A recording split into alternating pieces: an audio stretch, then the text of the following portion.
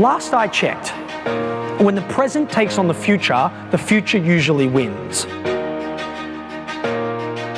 Let's see if we can't figure out through all that change, all that chaos, all that complexity, where the market opportunities are. Sheahan. Peter is known internationally. Helping companies create new value at enterprise scale. We all know what we're going to have to do. We're going to have to do more with less, efficiency. We're going to have to respond and evolve, agility. We're going to have to add more business value. Staff in 23 cities. He's the founder of Karrikins Group, a global consultancy firm focused on catalyzing growth in companies around the world. Successful entrepreneur. How to get massive results faster than you ever thought possible. I've had the honor of seeing some of your material, but nothing beats the live experience. Ladies and gentlemen, Peter Sheahan!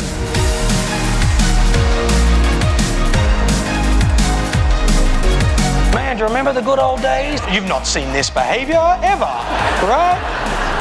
Companies that elevated themselves above the competition in chaotic markets and took chaos and created opportunity instead of taking chaos and creating chaos were the ones that refused to believe that the external circumstances drove their internal success. They fundamentally believed that they had the ability to create their future.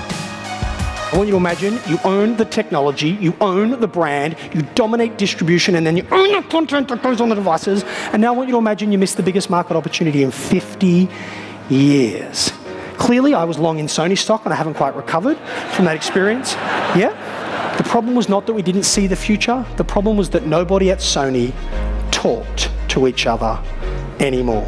He said the more the market changes and disrupted, the more the opportunity is in the cracks. The money gets made here during times of change, and the job of the leader is not to sit above it, but to be the glue that brings all of our capability together. Because your consumer does not care how you're structured in an omni-channel world.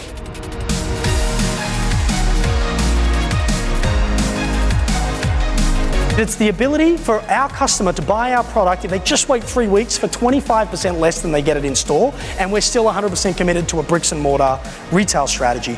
That's the problem she had to solve. Listen to what they did. And if you take the jacket off the hanger, the two flat screens closest change their imagery. The first one shows you the artisan making the garment, because if you're going to spend $2,500 on a raincoat, you better have a really good justification for that irrational spend, all right? People who have grown up to be really good with a hammer tend to think every new opportunity is a nail. They try and shoehorn the new future into the old go-to-market model, when what they really need to do is evolve the model.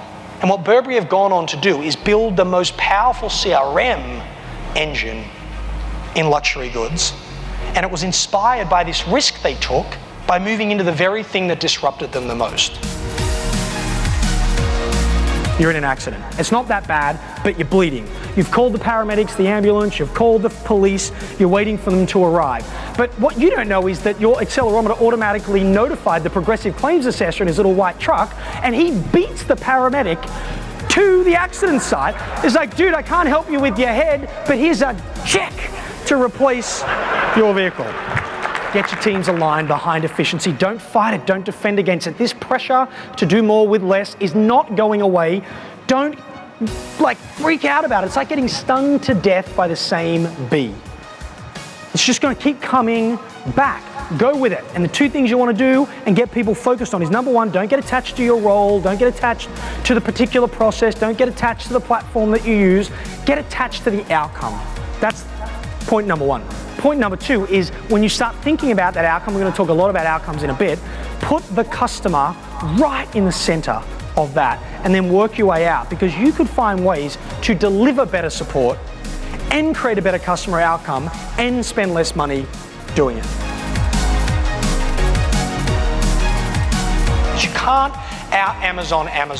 You can't out Walmart. Great companies know exactly how they're going to win.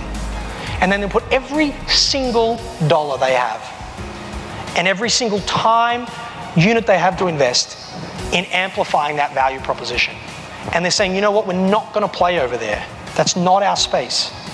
This is our space, but we know in order to win, we have to be this good. And then you begin this upward spiral of innovation and margin creation, by the way, as well.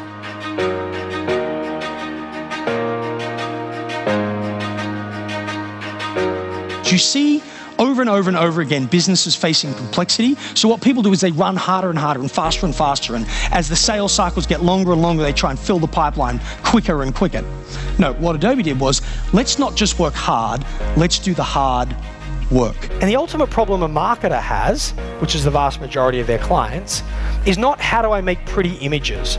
The actual problem is half my marketing works, I just don't know which half. So let's solve the higher order problem for the customer, which is we're going to help you figure out which half of your marketing works so you can double that spend and kill the other. Having the management risk appetite to learn about that and lean into that complexity is where you create differentiated solutions. You go through simplistic, past complexity and too simple, and you use that insight, you use that vision of the future, you use that intellect to get you deeper with the relationships you have with your client, where you're not just thinking about you and them, but you're thinking about the entire value chain, understanding the user experience, building intimacy, elevating yourself above the RFP process into this strategic trusted partner. And then you take that to solve the real problems, not today's problems, but tomorrow's problems, and you focus on the outcome, and you're willing to get creative in your model, in how you go to market, how you engage to get the outcome, irrespective of your historical inputs.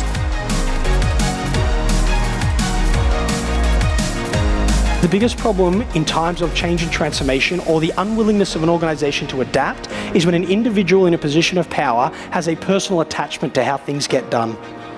And they hold on to that attachment and don't move with the times, change with the technology, adopt new practices, because their ego is attached. Their identity is attached to a certain way of doing things. He put it differently. He said, where there is ego, there is excess.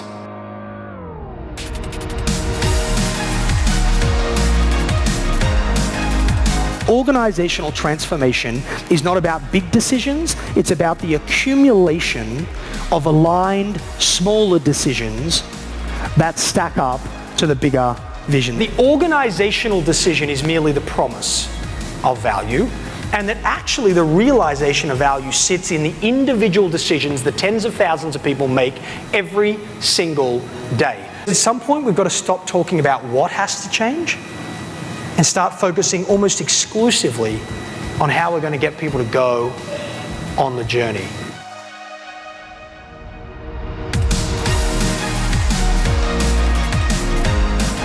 Let go of the legacy belief systems and reimagine the future in a form of possibility.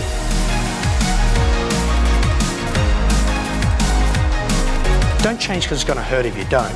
Change because it'd be magnificent if you do.